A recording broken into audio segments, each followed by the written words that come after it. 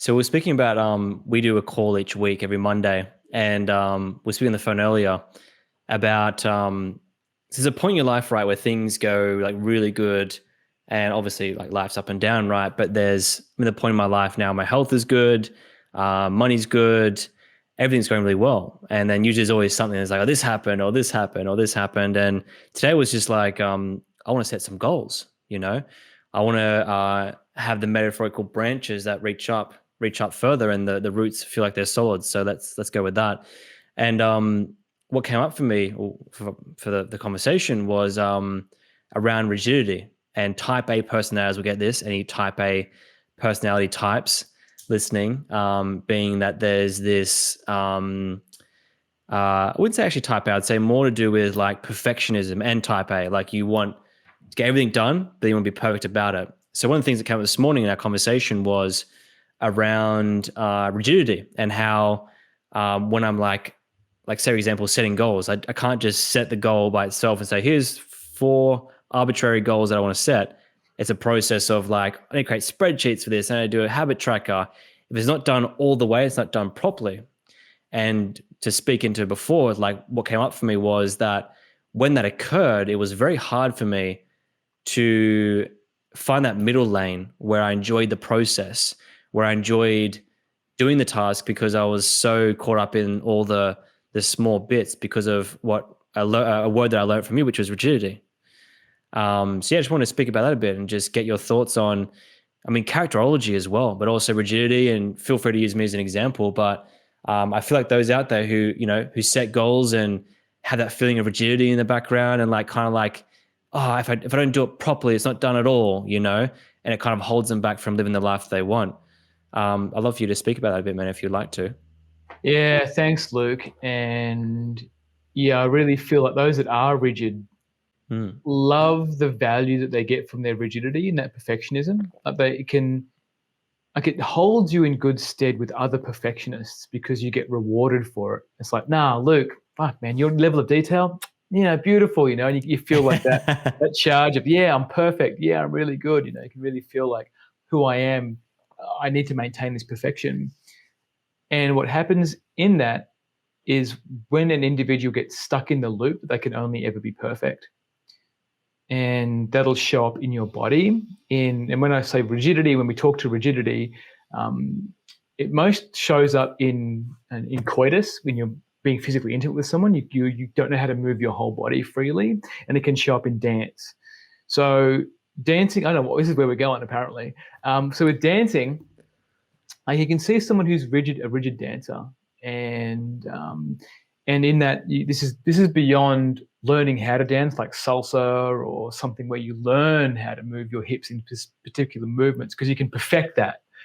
But then when you need to be authentic and original and need to move with you in your own agility and your whatever is occupied for you in your impulse, you can find it you're stuck.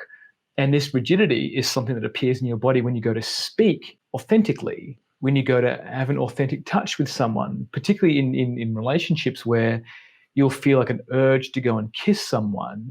And then you're like, oh, it is now the right moment. And you kind of like stutter in this thing. And then that can play out in business where you want to get a bunch of not consultants, but consult other people in the business in order to make a decision. So no, in my corporate career, I was rewarded for just doing the things. Like I'd do it and then ask for forgiveness later if I made a mistake. So there was Mm. something in that, the power of being able to make a decision on my own, not being paralyzed by needing to get it perfect, which made me excel as a leader, and which I think I also take into my entrepreneurship here. And it wasn't when I'm working with clients. So when I'm working with a client, I allow this space of possibility of where the client can go. If I just stuck to my toolkit and my technology, I'll be trying to force you to be something that you're actually not.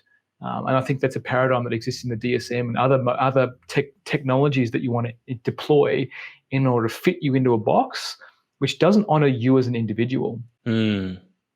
Yeah, and the solution we come up with, or at least that I feel like that is the answer to that. It's like that. It's a process, right? Like it takes time to get to that point. But for me, it was like when do I feel most fulfilled, right? When do I feel most alive? It's like it's in the middle. like, and I see this with other people who, like Tony Robbins, for example, when I visit his website or when I go to his programs in the past, I'm like, I found little flaws with it. I'm like, there's a flaw here, a flaw there. I'm like, this guy's been doing this for 30, 40 years. Like, how could he get these things wrong? Or like anywhere, there's always something that can be improved on, right? When I'm watching the UFC, it's like, oh, they couldn't cut this properly. The graphics are off here. And it's noticing all the little details.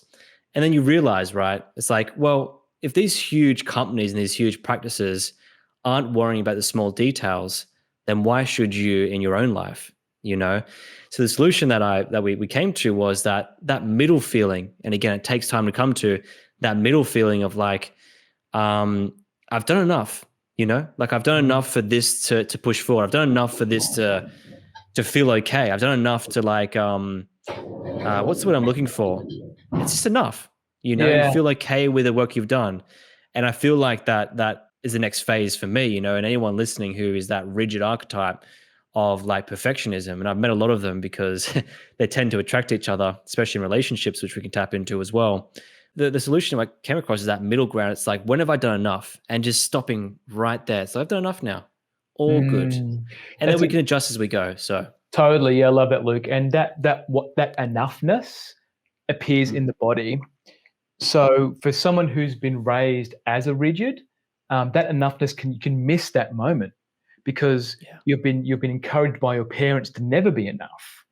Like you're not Mm, enough. You're not enough. So you're when am I? It's like running on a treadmill. When am I going to be enough? When am I going to be enough? And that enoughness can come in that awareness moment where you're at a laptop screen, when you're reading a book, when you're reading when you're like listening to podcasts about something, and you forget uh, where your breath is, right? yeah, yeah. And you take a breath, take a step away from the laptop or whatever it is, and you just check in with yourself. Am I hungry? Do I need to go to the bathroom? Because a rigid can like cut off all of their physical needs and just like go deep into whatever it is that they need to do. And that's one piece. The other piece is when you were saying like you go on a Tony Robbins website and you see people that you see the mistakes. What also can show up in the characterology dynamic and the relationship dynamic, and particularly in business, is you have employees that don't have the same level of detail that you do. Right? No. Yeah, And yeah. what can happen here? Alex Hormozi spoke to this brilliantly. I watched one of his podcasts, one of his episodes recently on Which YouTube. one? It's one about sales. It's something about sales and inspiring the willpower. It was willpower in sales, and then he said he got the best conversions happened on the Saturdays at his gyms when they had people wrapping up their program and the Mm-hmm. sales staff was there, everyone was there, and the people would buy on that day. The people that were operating the sales, the calls, were so Yeah. inspired by watching other people have the breakthrough that they had the feedback loop of like, oh wow, look at all what everyone's getting. So they believed that the product that they were selling was amazing. Like, so and Alex Hormozi speaks to us like when someone who's a religious fanatic and the conversions in people who are religious. Like, all you Yeah. need to do is sell someone that the religion works. And a preacher hasn't done any sales, sales training, but you get him up on a Yeah. pulpit and he's like, all inspirational, especially the evangelical Christians, all Oh inspirational, God, yeah. this and that, and like God and this and Jesus that, and it's inspirational. So people are like, all of a sudden, I've got to be one of these, like, save me, save me. So in that, being able to inspire your staff that the products that you're creating are inspirational, and then that level of that level of willpower and transference of the importance is given to your staff members. And with a staff member, if finding that ability to be committed and devoted to what they're doing is the other piece. Like, why are you doing what you're doing? And this can show up in relationships too. Like rigid's a classic for half-hearted relationships. They're Where what, sorry? half-hearted relationships. Half-hearted. They're 1 foot in, 1 foot out. Oh, rigids are. Rigids are. So Right. That's true. because because they're like, oh, this person, is this the right person? Am I making the right decision? Is there somebody else better? Is there somebody else better around the corner? Yeah, So yeah. so It's the Tinder dilemma. it is, and it can be Yeah. really painful for a rigid because they don't know how to, because they get start a relationship and they can already have one foot out. They're already planning an escape plan because their partner's not perfect to them. So it's like, oh, you know, they don't brush their teeth correctly, or whatever it is. Like there's some nuanced thing that they'll Yeah, hold yeah. against the partner, which will eventually lead to the trajectory of relationship doom. And then Yeah, wow. in other relationships as well, like in business and anything, it's like they're already doomed because the perfectionist component is like, you're not perfect, therefore I don't want you in my life, which doubles back to childhood, usually in teenage years, where your Mm. parents are like, you're not perfect to me, and I'm going to hold my love back from you because you're not perfect, because you're not who I want you to be. I'm going to hold back my love from you.